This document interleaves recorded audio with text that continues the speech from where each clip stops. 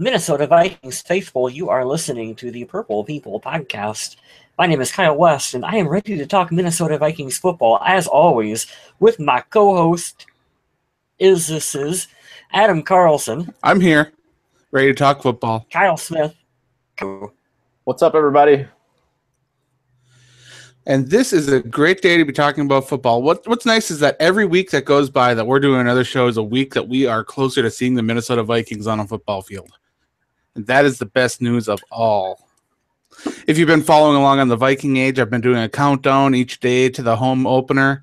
And I believe today was it 76? Yeah, something like that. We're getting really close. Right. Not too bad. We're getting there. We're getting there. That's the regular season opener. We still get preseason too, and I know a lot of people don't go nuts over preseason, but I absolutely love some of those games. Oh, I do. I love that first preseason game. That's when we get to see the Mobos of the team get some action in. I love we didn't get to see it last year, so maybe this year we'll see. It's exciting because you get to see the team, and sure, it's not the team that counts, but you get to see the team and the coaches and the stadium. It's a lot of fun. I was just talking with my friend Paul today at work. We're talking about, what games should we look into getting tickets for, because neither of us have been up to US Bank Stadium yet as well, too. So that's always fun when you get to start to figure this stuff out, too. Oh, yeah, and if you guys do have a chance to go and check out US Bank Stadium, I highly recommend it. They just added more tour dates as well. Ooh. So if you haven't checked it out, you can go and do the walking tour, and you can check out a lot of the really cool stuff going on there. I highly recommend it. It's pretty cheap for the tour. The walking is about a mile of walking, so it's not too bad inside. Plus, the light rail will take you right to the stadium, so not too shabby. I don't know how similar that is to what I got to go through, but I got to tour US Bank Stadium, and it was really super cool because it wasn't even a guided thing. They were just like, okay, after you got through security, they were just like, okay, you're in the stadium. Anything that's unlocked, you can go into. Have fun. That'd be kind of fun. Explore everything. But yeah, it's so amazing walking around that stadium with all the exhibits, artworks, displays, interactive stuff, shops, everything. I mean, it's amazing. I mean, you compare it to the Metrodome, and the Metrodome was home. It was good for what it did for a number of years, but there's not even a comparison to just how fancy, how nice, and how massive of a stadium US Bank Stadium is. You should be really proud of it. Absolutely. So this week we have episode number 257, if that number has been updated correctly. That is correct. I think it is. This one is titled Guilt Tea, because I love drinking tea, and so does another Minnesota Vikings player. I think this is tea too. We'll talk about that a little bit later on here. I'm so bummed my title didn't make this week's show. Yeah, I gave you guys a chance to come up with the title, and then I just slapped one in there. So that's what we get. That's what we count on, Adam. I tried. That's what happens when you try to do Adam's job around here. You get fired, and then it's just like, I'll just sit back here and be quiet. Well, let's head into talking about the quick hits. We have a new strength and conditioning coach for the Minnesota Vikings. I know you guys love talking about the strength and conditioning coach. Crucial part of this championship we're building. This time it's Mark Uyeyama. Uyeyama. That's a cool name. Don't we always get like the coolest name players? He does have a fantastic name, and if it wasn't for the phonetic spelling on Vikings.com, I would have absolutely no idea. I love how when it's a name that looks like it's going to be hard to pronounce, so like just do the brackets and do the pronunciation in there. That's how I know I got this one right. I like it. But he made his rise through the 49ers franchise, started on as assistant there, worked his way up, and this should be a good opportunity with him. He has two assistants underneath him to also help out. As we've talked about before, strength and conditioning is something very important to the Vikings going forward, considering the injuries, the rehab, the conditioning, wearing out, all the kind of things that happened with the Vikings over the last couple seasons. He's got his work cut out for him. Yeah, we were talking about this in the chat. If for all you guys listening and tuning in, thank you for tuning in this week. But we were talking about this in the chat the other day, and it's like last season we can all agree, like everything but the kitchen sink broke. Everyone was gone. Everyone was injured. Like the worst of the worst happened, and it was all bad timing. But I'm so glad that we figured this one out because we were like, man, who the hell are we going to sign? I just hope this isn't a problem as of recent years where people keep tearing things or whatever. But it sounds like he had a pretty successful tenure over in San Francisco. Yeah, he also did his work in Utah, University of Utah, Utah State. Just a fantastic job there. Worked his way up through the college ranks, goes to the pros, keeps working his way up. Those are the kind of risers that you want on your team. The guys that can come in and work their way up to bigger positions. And it seems like he's earned where he's at now. I don't know if it's quite the same kind of situation, but maybe it's something similar to where Mike Zimmer just needed that one opportunity to be a head coach. He's worked his way up through, being coordinators and assistants and all that kind of stuff to being a head coach. And now with the strength and conditioning coach for the Vikings, maybe it's a similar situation. You never know. Let's keep moving on here. We have Latavius Murray, who says he's already a bit behind in the Vikings race to start at running back, but he expects to win the gig this season and take the first opening snap. Show of hands here. The Dalvin Cook hype train is in such full effect right now that you almost kind of forget that we have Latavius Murray, the veteran running back, who was, signed in free agency to basically be the starter for this team. I keep forgetting about Jerick McKinnon. I know he's there, and I know he's a dynamic player, but I just keep seeing him getting pushed even further back. It's crazy. So this is part of my bold statement, and I'm not going to say it now. I'll wait for the end of the show, but it has to do with this whole situation with the running backs. I was at the gym this morning, and they have tons of TVs at the gym that I go to on base here, and I'm just doing some leg presses, and I look over and I see Latavius Murray on NFL, the Good Morning America type deal they do with Nate Burleson and those guys. That is where this quote came from. Yep, the Good Morning Football, I think is what it's called. So I looked over and I saw the style, and if you really look and break down the style of play in all three of our starting running backs that we have, or I should say the top three, they're all completely different from each other. I think Jerick McKinnon he's more on the Dalvin Cook side between the other two, but he can also do, some third down stuff and go up the middle. He's a good pass catcher. Dalvin Cook he breaks away. He's got all-around talent everywhere. He can go up the middle. He can break it out to the left and the right. He can definitely catch. He can definitely block. Latavius Murray is the closest thing we have to a straight-up runner like we had in AP. But I got to see some of his highlights because, as you guys know, he played for Oakland last year, and they had a really good year. And the Derek Carr thing just went down with his mega deal. So we're talking about it today, but I was watching highlights that they had of him, and it was pretty cool because I'm not going to lie to you, I haven't done a lot of research on Latavius Murray. I just saw that he scored a lot of touchdowns last year. What's really interesting is when you look at the three running backs, all three have something very similar in common. They are not one-trick ponies. They can do a lot of things out of the backfield, whether it's block well, receive well, squeeze through gaps, power down and gain extra yardage.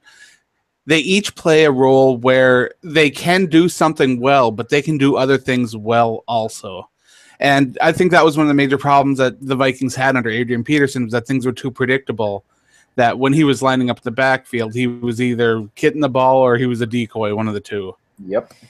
I was listening to Chad Greenway on KFan talk about that, and he talked about how without Adrian Peterson and with the new backs that we have, it's really brought the Vikings run game forward like 10 years and turned it into a modern run game and I don't want to get too technical because I'm not Chad Greenway. I can't explain it the way he can with his football IQ, but he defined it as more of like a zone running scheme, which means where you're going to try to spread the defense out, run between the holes and make people miss. And instead of, when you would defend against Adrian, you just stack the box and you just bunch everyone up and you try to stop him that way. He says that it creates from his perspective, from a linebacker's perspective, much more difficult to defend because you're relying on the people in front of you being in their gap. And if the person in front of you misses, it's a lot harder for, a linebacker to catch a running back, obviously. So you get much more explosive plays out of it that way. Oh, absolutely, without a doubt. It's that kind of unpredictability in an offense that just makes a big, big difference. Like you were saying, being able to spread out an offense is key in a lot of aspects because not only does it make it difficult for the defenders, but it also makes it easy for a quarterback because he'll get the ball. And then once everybody's all spread out, you got lots of one-on-one situations. You have situations where maybe a linebacker bid on a play fake.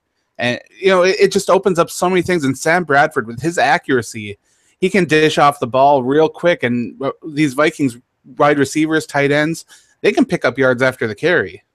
Yeah, I was going to say, whether it be Sam or yards after the Teddy, catch, sorry.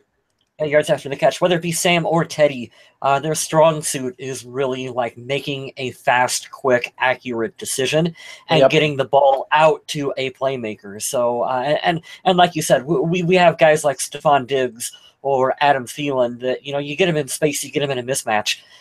They can turn a quick, short to a big gain down the Absolutely. field. Just on how dynamic of a player that they are. It's an exciting time to see what this Vikings offense should look like. Absolutely. Moving on, let's talk to some Bovada betting odds. Las Vegas recently released their odds for the NFL MVP awards. Of course, if you want to put your money down on an MVP, the best bet right now is Tom Brady at 4-1 odds, followed by Aaron Rodgers at 7-1.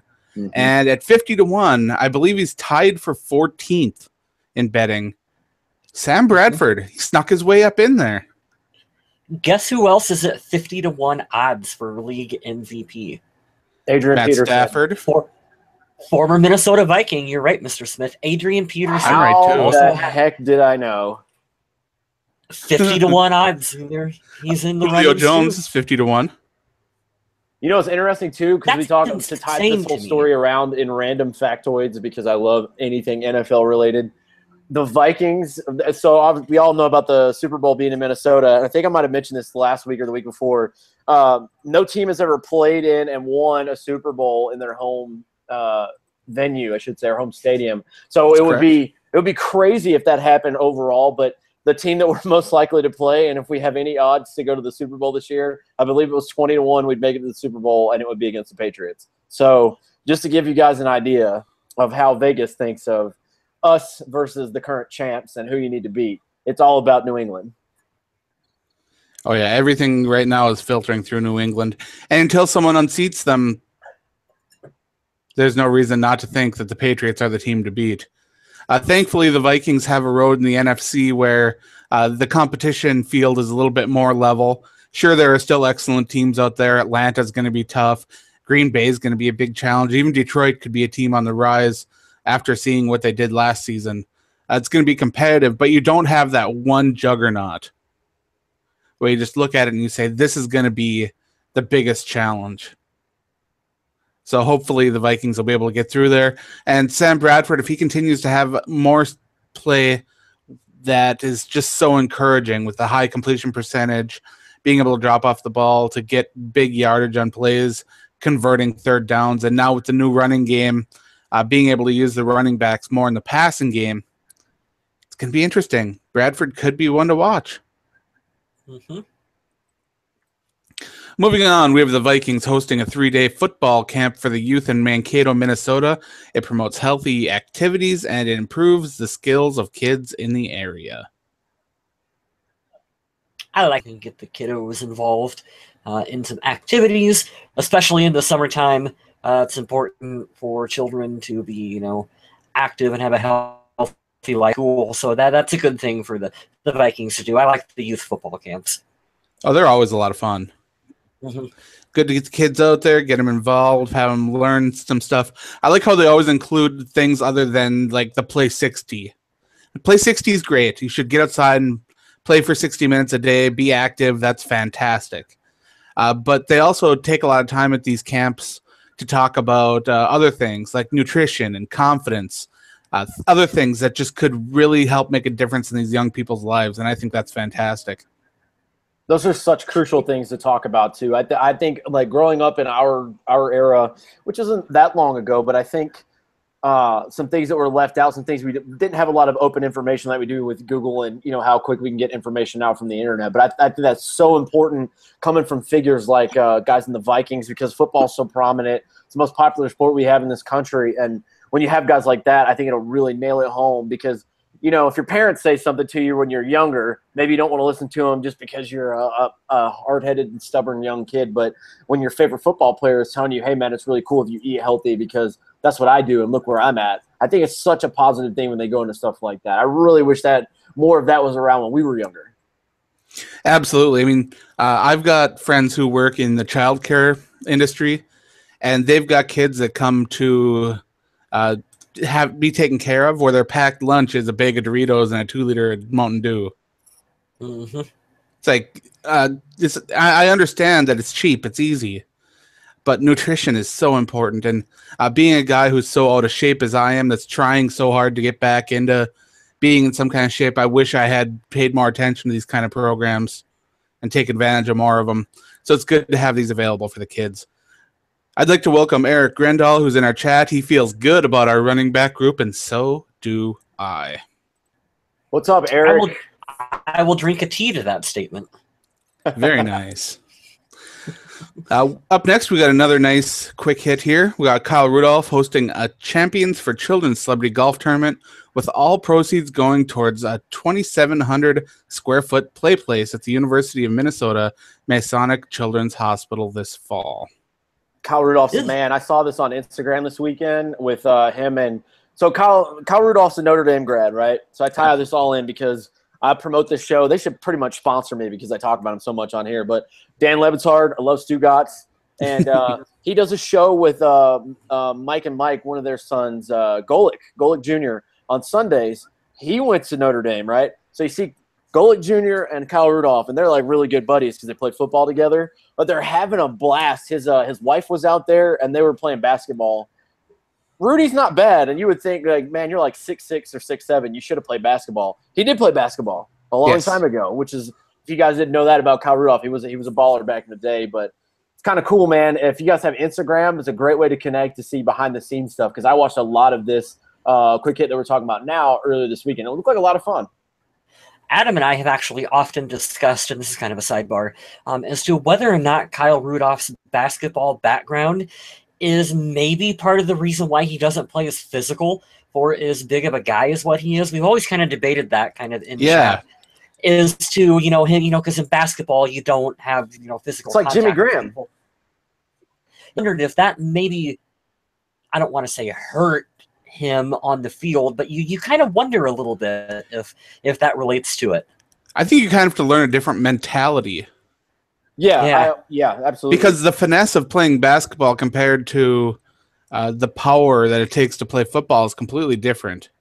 Well, it's too, like, I don't want to say, because I respect the hell out of anyone. Like Marshawn Lynch. We all love Marshawn Lynch, I think, at least. Absolutely. He it's that on Vikings. Oh, yeah, absolutely. Yeah. And he talks about, he said that famous quote where it's like just over and over and over. And he talks about smashing through people. Like, you respect guys like that. But I also take into accountability, if you play smart, it doesn't matter how you play. If it's smart, it's not stupid, right? It's a common sense kind of thing to say. So if Kyle Rudolph's not playing as physical, but you notice what we don't really have a lot of out of Kyle Rudolph since he's been on the team for this is his 5th year, I think. We don't have a lot of injuries with him. I would love to see him do the AP kind of thing where he doesn't run out of bounds. He like smashes into people, but he does take care of himself. So I will say to that point, not to like argue with you or anything like that, because I don't think it's like that, but I do like sometimes that he has that basketball quality because he's usually reliable in most of the games. He usually plays, 14, 15, 16 games a year. But yeah, I completely agree with you. I'd like to see him be more physical, more aggressive. Mm-hmm. That's been my one knock on him, just based on he's the largest person I think I've ever seen in real life, one of the largest.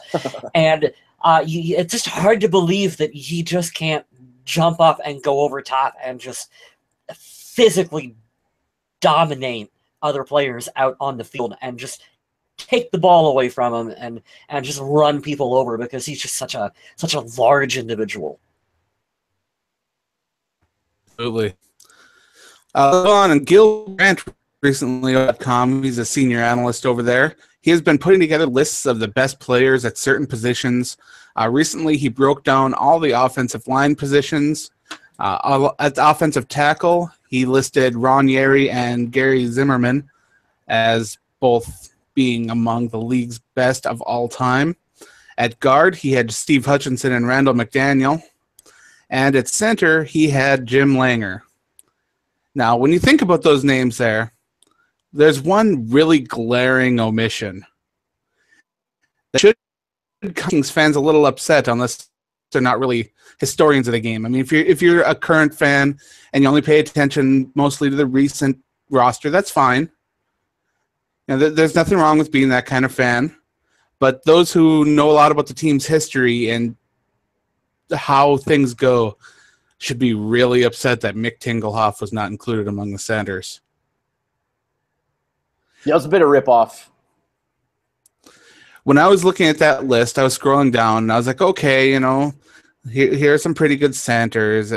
These are all really good players. Came across Jim Langer, and I was like, okay, he only spent a small amount of time with the Vikings at the end of his career, but still, it's awesome to see him on there. So I got down to number 6, and I was like, well, Mick Tingelhoff isn't on here yet. He's probably top 5. Kept scrolling, and nothing. It's like, are you kidding me? Adam, do you remember how many consecutive games he played in? Oh, no, but it's insanely impressive numbers. Especially for a center, and especially for that era of football where it was like smash mouth, run-oriented. I don't think he missed a game his entire career. And it was a long career. Oh, yes. There's a reason why he's in the Hall of Fame. That's a glaring omission from the list. I did. My jaw was absolutely on the ground when I was reading that, and I said, oh, my God, really? I went over the list 3-4 times just to make sure I wasn't missing something. I thought that Matt Burke should have been on there as well, too. I thought Matt Burke had a chance. We talked about Chris Hovan a little bit and how we probably remember him as being better than he was. Mm-hmm. That's my theory on that one. I think Vikings fans remember him as just being a really fun player that a lot of people liked. You can still chat with him on social media. He still loves the Vikings. But yeah, I think we remember him a little bit better than what he was. And solid for a while, but I don't think he has to really be on a list like that. So I see where they were going with it, but oh man, it's hard to completely just snub a Hall of Famer with just the impressive resume that Tingelhoff has. It still just burns my biscuits. But let's go in and talk about the main topic, which none of us really want to talk about, I don't think. Nope. But we can get it over with. The big story from the week, of course, was Michael Floyd. He got picked up on, I believe it was a probation violation. And his excuse for either avoiding or testing positive was that he was drinking a brand tea, or I don't know, starch. And that kind of, and it contributed to his. Now, I took a look at what happened here over the time, and encouraged him to drink this tea, and that they were partners. And all in all, the courts were pretty light on Michael Floyd, and they did find him guilty, and they sentenced him to 1 day in jail, and he's got to serve out the final 5 days of his house arrest, so he won't miss any kind of preseason action. He'll be there for training camp, preseason, and all that kind of stuff. But this does put him in a really weird situation where he will likely be suspended. Now, what I fully expect is the Vikings need to be proactive on this, kind of like they were with the Adrian Peterson thing. When Adrian Peterson had his issues, the Vikings immediately suspended him for, I don't remember what amount of time it was, but they suspended him.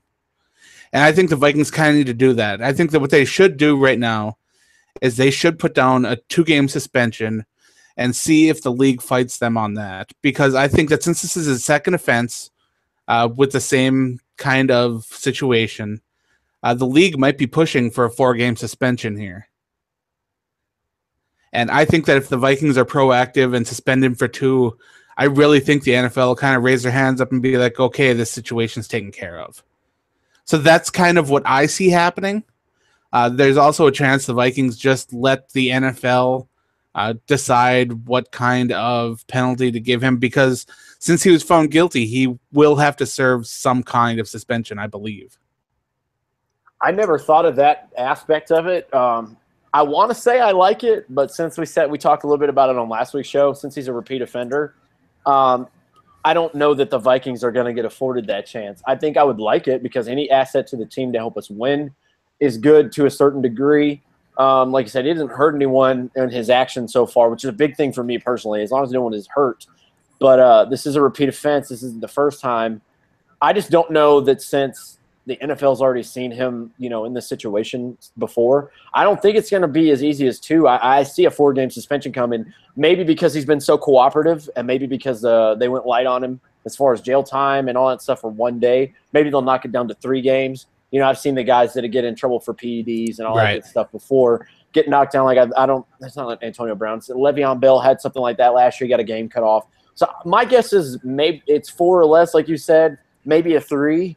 But I didn't really think of that. That's a good point of view, man, that if we just went ahead and handed him 2 games, maybe they'll wash their hands of it. But you know how the NFL is. We get on touchy subjects like domestic violence and people just get to play for a year, and then they deal with it in the offseason. But damn it, if you drink alcohol or smoke some weed, you're getting the hammer. So we'll see what happens with old dictator Goodell when it comes down finally. All in all, this is a really weird situation because when you think about Michael Floyd, the guy hasn't even taken a snap in a Vikings uniform. His play last year was basically invisible. The Vikings are really kind of rolling their dice on a player with a high ceiling, with a contract that isn't guaranteed at all. So if they cut him because he's going to miss time and the Vikings have depth at wide receiver anyway, they won't be out anything. Right. But Minnesota has to be kind of sitting there and thinking, okay, what do we do now? I mean, we stuck our necks out for him and said that we encouraged him to drink this tea with alcohol in it, which alone is kind of ridiculous. That was a ridiculous, frankly, embarrassing statement to come from the Minnesota Vikings. That one, I'm mystified on that one. I have no explanation for why they would say that. I have no idea. I mean, I see the support for the player there, but it makes the organization look very, very uneducated on this. And I don't know. I just wish we could have multiple seasons where we don't talk about crap like this. And they did this to themselves by signing him. Like, he's not even...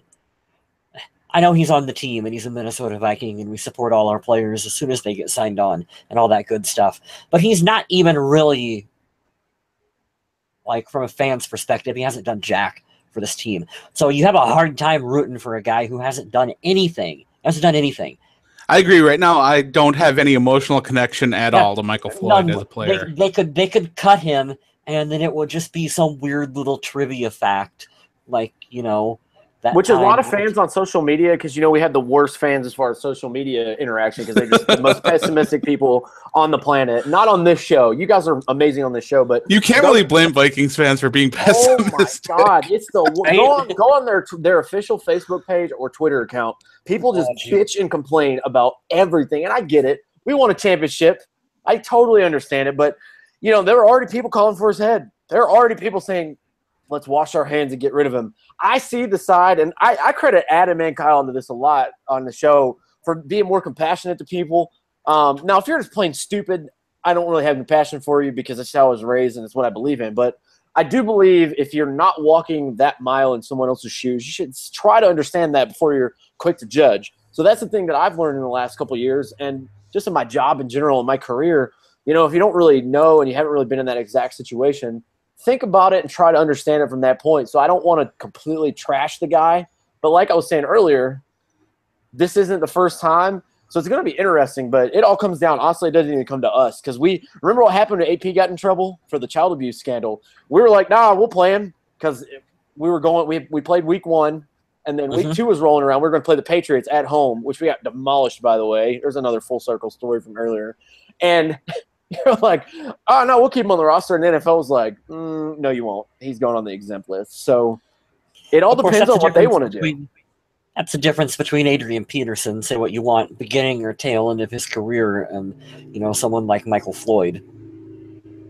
That's true, and I think that was really the first big thing that happened with AP, being a big scandal or whatever. So it's just gonna come down to what the NFL wants to do, and whatever they say usually goes. So we'll keep you updated on the show as we always do, but we'll see going forward. I hope it's a minimal thing. Like I said earlier, I hope that he can contribute to helping us win. He's a first-round talent. If he can get his act together and get his life together off the field and just get everything a little, niched up here and there, I don't think he's completely gone off the rails. But if he could do that and start helping us out, I mean, it'll come full circle for everyone. All right, let's do a little experiment here. Do any of us really believe that his alcohol test was because he was drinking that tea? Not with my whole paycheck down coming up this week. All right, let's move on. Do any of us actually believe that the Vikings encouraged him to drink this stuff?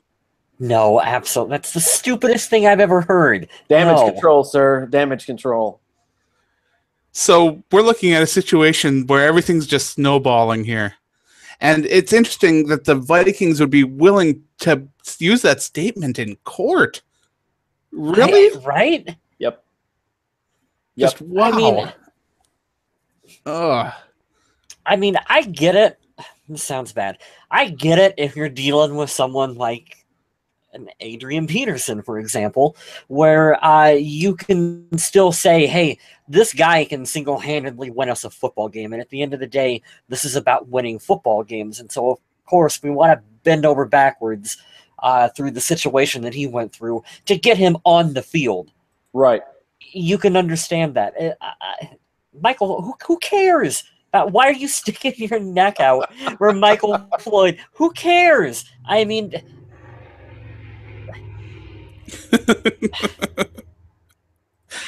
I'm at a loss for words. This whole situation is just kind of frustrating that way. It's stupid. I don't understand it, but I see the gesture. I see what was meant to be there in the gesture, but I don't necessarily agree that I would have done the same thing if I was the upper management. But that's why I don't run a multi-million-dollar football team. So we'll see. All right, so let's move on to the social media question of the week. Do you got this one, Mr. Smith, or do you want me to take it? As always, I will go over this with you guys. So last week, we talked about new Ring of Honor members, Ahmad Rashad and Randy Moss. If you guys missed that, they were inducted in the Minnesota Vikings Ring of Honor last week. So that brought me into the question, and the guys around here were thinking, all right, those guys were legendary for the Vikings. Who do you guys think should go in next? So I was thinking like chronological order, unless they just completely missed somebody that we don't know about, which I don't think the Vikings have. So we only have 6 people that jumped in, which is fine. So we're going to read all these comments. Dave Hickey says AP, Chad Greenway, or Antoine Winfield. Great choices. I'll go ahead and knock it out of the way because Scott Conrad said AP as well. AP's going in the Ring of Honor. Like, hands down, I can bet my paycheck for this year. He'll go down in the Ring of Honor for the Vikings because he's the all-time leading rusher. He'll go down in the Hall of Fame without a doubt because he's already got better numbers than some of the guys in the Hall of Fame. So for the team itself, he'll go. I agree with that. Craig Morley, my favorite comment, says sarcasm. Bernard Berrien. That darn Craig Morley. That was fantastic. Anton Jakic or Jasic? I'm going to go with Jasic. Keith Millard or Joey Browner? Okay. Hey, Joey Browner is in there, and I believe Keith Millard is as well. No, Millard is not. Good choices, good choices. And the last one, Thomas Buse commented twice. Winfield would be a great pick, or Jared Allen. Jared Allen is my pick because he did so much for the team, and we gave up a lot for him. Also, the Williams wall, Thomas Buse says Pat and Kevin together. I think that'd be a lot of fun. To me, Kevin Williams is one that I would really like to see. I know that Jared Allen's probably a popular one. Adrian Peterson will be a while. Yeah, Adrian's got to finish his career. I don't know if they wait like they do for the NFL for Hall of Fame, which is going to be 5 seasons after you're done. So AP is definitely going to be a while because, he's going to play till he's 40 apparently. So that's what he says. We'll be waiting another 15 years for that. But, yeah, I don't know. I like Jared Allen as a choice. He did a lot of stuff for us, and he always had a positive impact on the community. And he was probably my favorite player, minus Adrian Peterson before all the nonsense happened, to watch. So I don't know. I think that's a popular choice. I love the fact that Thomas Buse mentioned the Williams wall that we had, and I also like Antoine Winfield. He was a damn good player. I don't know if he's going to go in the Ring of Honor, but he was one of my favorites to watch. Millard might be one of the most interesting choices that were mentioned on there at all. He is kind of a little bit of an omission there. Those are solid choices. Thank you all for you guys that comment. When we have a lot of interaction in there, we try to include you guys so we can give you sort of a shout out for everything. So appreciate that. But you know who is included in the Ring of Honor and the Hall of Fame? Mick Tingelhoff. Mick mother-freaking Tingelhoff is in there. That's weird, huh? I was going to say, I'm surprised nobody mentioned it, but I think Coach Denny Green should be in the Vikings. Oh, I like it. For doing suggestion. Really good things on the field with the team, but then you listen to players speak about the individual and the man that he was off the field. They'd run through a wall for him. Exactly, and he helped turn some individuals' lives around, and just being the kind of person that he is. Absolutely. So if that's not Ring of Honor worthy for the Vikings, I really don't know what is, because we talk about all this community and off the field stuff and how important it is. And Denny Green deserves those honors, and it's a shame that they couldn't have recognized him while he was still alive. It's true. Mm-hmm. We'll get another question up for you guys next week because we love these kind of social media questions, because I wouldn't have thought of a couple of those people, and I'm glad to see you guys chiming in and getting us some really good answers. I also want to take a second to thank those of you who give us a big thumbs up on the YouTube page, or leave us positive mentions on our iTunes page, or have subscribed to us over on YouTube. That's all great stuff, and we appreciate all of that. Yeah, we do. YouTube I'm just dropping stuff. Don't mind me. Kyle's so excited he's throwing stuff. So thank you guys. Thrilled. All right, so for a bold statement this week, because I'm ready to talk about this. I like bold statements. Yeah, I don't know on the scale of 1 to 10 how bold, but I'm just going to go ahead and throw it out there. Quote me on it. Crucify me for it after the season. I believe eventually, not week 1. I think Latavius Murray was right, because we're talking about the running backs here. He will start week 1. Because I know how Mike Zimmer is with rookies. But I'm calling it. By week number 6, Dalvin Cook's going to be the starting #1 running back for this team. I think he's going to finish in the top 10 in rushing, and I think he's going to lead the league as far as rookies go for rushing yards this year. Ooh. Take it to the bank, sirs. Ooh. That is bold. I am telling you right now. More than Leonard Fournette? Yes, and I'll tell you why. I have full faith that this offensive line is going to get turned around. And to take pressure off of Bradford, I think they're going to run the ball, because I'm not going to crap on AP anymore. He's a phenomenal guy, phenomenal player for us, but he's not part of this team anymore. I think they're going to be so worried about the dual and possible triple threat of the running backs that we have that he's going to be used in so many different ways. It's going to be ridiculous. And I'm putting my trust into Pat Shurmur to have a full offseason with the whole team now to use this kid, because he was a dynamite, explosive player, and the more highlights I watch from him at Florida State, the more excited I get. So take it to the bank. I hope all of those things happen, but I'm guaranteeing at least one of them. If he doesn't lead the league as far as rookies go for rushing yards, he'll be in the top 10. I have full faith in that. Okay, I got a fun question for you. Mighty bold. I just thought of this too. This will be a fun way to end the show between the three of us. Will we see the Wildcat formation this year for the Minnesota Vikings? Because, and I'm going to piggyback for a minute off from what you said about how in theory the Vikings run game should be improved, much, much, much improved. So we're not going to try to manufacture these artificial yards on the ground. So do you think we will see the Wildcat? I do not. I think we're done with that Wildcat formation. No, we'll see it. I think we'll see it. I'll go for 2 bold statements this week. I'll bet you Jerick McKinnon throws a touchdown this year. What? Oh, good. What? No. To our team, awesome? To the Vikings. Yeah, well, of course. I'm not going to hope he throws one to the other team. Who is he going to throw it to? Who is his target? Well, I mean, you gotta go. I don't know. Take one of the 2 7-foot tight ends that we have. Just go get it. God, that'd be awesome if Bucky Hodges caught his first touchdown from Jerick McKinnon. Wow. Calling it. Wouldn't that be something? I'm just going to be the Stu Gotts of the show from now on. I'm just going to say outrageous things till they happen and people click on the show to listen. And not too much longer, you'll have a show like Colin Cowherd if he just starts spouting stuff. That's a true statement there. LeBron James, he's not as great as people think. Oh, my God. LeBron James is the best. And he said last night that Russell Westbrook got the sympathy MVP vote. What? Dude averaged a triple-double for a season. Nobody's done that in like 40 years, and he got that. Get out of here. I'm not going to go that far. Oh, by the way, can we talk about one more thing before we sign off? No, we're all done. Bye. All right, cool. I guess have a good night. Go visit our YouTube page. No, but we were talking about I mentioned it briefly. I want to talk about it because this is going to affect, and this is more quarterback drama that we have. So Derek Carr, I don't agree with this at all. I understand why the Raiders did it. But Derek Carr is now the highest paid player in NFL history. I don't agree with it, even though I see the rise. I do see the rise, and you got to lock down a quarterback. He's going to be playing for them for a long time. I think they're a year too early. But what does this do for the Sam Bradford thing going forward, man? Because Sam Bradford's going to be asking for upwards of $20 million or more now that Derek Carr is making $25 million a year. Holy crap! Do you want to make that even more ridiculous? Please. Derek Carr, do you know how many playoff wins he has? 0. Same you know how many playoff games he's played in? None. 0. Dude, I totally get it.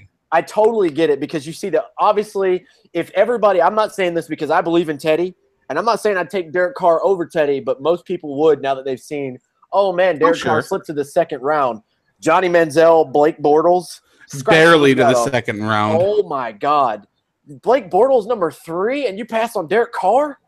Jacksonville, I don't know. Jacksonville just go rethink their life. And Cleveland, obviously, Cleveland does Cleveland things, so I'm not too worried about that. But you see the upside for this kid because he has so many fourth quarter comebacks and all this stuff. He's a stand-up guy. If you listen to his press conference, what he's talking about he's going to do with all this money, it's great. But I could not believe that he has the most money in history. And then they coming off a shattered leg. I don't know. That'd be like us giving Teddy, like, all right, hey, bro, we're going to sign you for 5 years, $100 million. Like, I think they're a year too early. What do you guys think? I hate this deal a lot for mostly the reason that I really believe that I don't want to see the Raiders get stuck like Dallas did. I mean, Tony Romo was a great quarterback. Don't get me wrong. He could make some great throws, but he was a gambler. Carr likes to gamble once in a while too. But I hate seeing money going to these quarterbacks that just haven't proven themselves in the long run or in the postseason, that haven't really had to deal in the pressure situations and just get cash thrown at them. I don't understand what they're really rewarding him for because so far the Raiders haven't really competed for much. They haven't even won their division. Kansas City won last year. They got swept by Kansas City. I'm still sitting here. I'm trying to figure out. I know that Carr is good. Don't get me wrong. I'm not sitting here knocking Derek Carr because he's a fantastic quarterback. The Raiders can build a franchise around him. I don't even put him fantastic. Statistically, he's middle of the pack. But I really believe that what they did here, they are really boxing themselves into a corner. And I'm curious what kind of deal Khalil Mack's going to get. Exactly where I was going next. 2 things that I have. You should have paid Khalil Mack first because that guy's a top 10 NFL overall player. Not Derek Carr's not top 10. I don't care what this list it is that came out, whatever. Derek Carr's not a top 10 NFL player at any position. Khalil Mack definitely is. And what was the other thing? I'll get back to you. It just ran out of my mind, but I just couldn't believe where that went, man. That was out of nowhere. I knew he was going to get paid. Rhodes got his contract yet? Nope. There was a list that came out this past week. The next 10 guys in the NFL of any team at any position who are about to get paid because this brought up, hey, who's the next superstar to get paid? Xavier Rhodes was 7th or 8th on that list. He's going to be the guy on our team who makes bank. Whoever wrote that list is underestimating how good he is because he's a small market player here in Minnesota and doesn't get the national coverage. But Minnesota is that doesn't matter in the long term. It's going to be forced. Bold statement. Xavier Rhodes is going to be the highest paid corner in the league. I'll take that. He is going to have to be to lock him up under contract. They are going to have to negotiate something real good if they want to get him on any kind of a deal. He's Mike Zimmer's top player on this team. You can just tell by the way they interact. I loved watching him work his way through with the way that the team worked with him, with how physical he was coming over from college, and watching him transition and knowing when to play finesse, when to stay. They have invested so much in this guy. They are not going to let him walk. There's absolutely no chance. There is no set of circumstances in which Xavier Rhodes is not locked up long term for this team, unless he doesn't want to be here. And that's I don't see that. I think he wants to play. I think he wants to play for Zimmer. Yep. The defensive players in particular love Mike Zimmer. So yeah, I mean, when we're talking contracts, it sucks to have to sit down when you're talking football, having to talk about money. We had talked about this before, but that's part of the reason why you let guys like Audie Cole go, because you can't keep everyone. You have to look. Scott, I was just thinking about Cordero Patterson. Like, I love the kid, but you want to. The Raiders just released their first image of him in a Raiders uniform. That was interesting. That's gonna look weird. Yeah, it's weird. He'll do. Sorry, I know that was the last topic. I know we did the bold statement or whatever, but that's going to affect us going forward because now, as far as money goes, you want Sam Bradford to do great, but you don't want to have to pay for him. So you kind of hope he kills it this year, and then we kind of ship him off for a first round and be like, Teddy, I hope you're feeling good. Time to pay you, and you're the starting quarterback again. Like, this could go so many directions, but I just thought I want to get your guys' take because Derek Carr, to me, is not the best player in the NFL, not even the best quarterback in the NFL. And they paid the hell out of him. So good for him. Take all the money you can get. I mean, that's what having a job is all about. I don't know. Well, Sam Bradford, I believe, is making over $20 million this year. Is he? I thought it was like 17 or 18, but 18, yeah. I did say his agent's going to push for over 20 because just to get the average and statistically where he's at, he's in the middle of the pack too. So he's not far away from Derek Carr. So his agent's going to be like, hey, there were fans saying that Sam Bradford needed to take a pay cut to stick with the team this year, and people aren't understanding that $18 million for a quarterback really isn't a ton anymore. This is crazy. Earlier, I was going to say to the point we have this paycheck thing for quarterbacks now, like we do as far as them starting. You ever notice too how they said back in the day, like let's take Aaron Rodgers for example. He slipped in the draft. You knew he should have got drafted earlier than he did. Yeah, but the Packers got to steal it, and they took a chance. They sat him for 3 years. Like, no matter what, you're sitting. So I read an article about Mitch Trubisky because this ties into sort of Vikings news about the NFC North. I'm sorry. Mitchell. Excuse me, Mitchell. But you think about how – you can just call him a draft bust. It'll be fine. Oh. So they're saying how he absolutely needs to be sat this year. Like, he needs to just hold Mike Glennon's clipboard and learn. So you think about how people rush into starting a quarterback now. Like we had to play Teddy because Matt Castle tore his foot up, and it ended up working out because he played pretty well for a rookie, and then eventually played well the next year. But that we do the same thing as far as rushing a quarterback to play. We're like, oh hey, here's truckloads of money. Like Kirk Cousins. Yes, the Redskins need to keep him. But did you have to pay him that much? They didn't even sign into a long-term deal. They've been franchise tagging him, and they're screwing themselves because each year they franchise him, they got to pay him more than the year before. I completely get what they're doing with Kirk Cousins. I mean, they're paying a little bit extra now to make sure that they got the guy they want for the future. I understand that, but I don't know. To me, I would rather see Oakland do that with Carr just to make sure that he's got the long-term potential. And I would have waited another year. Oh man, such a weird situation. Much for a quarterback, I would take that.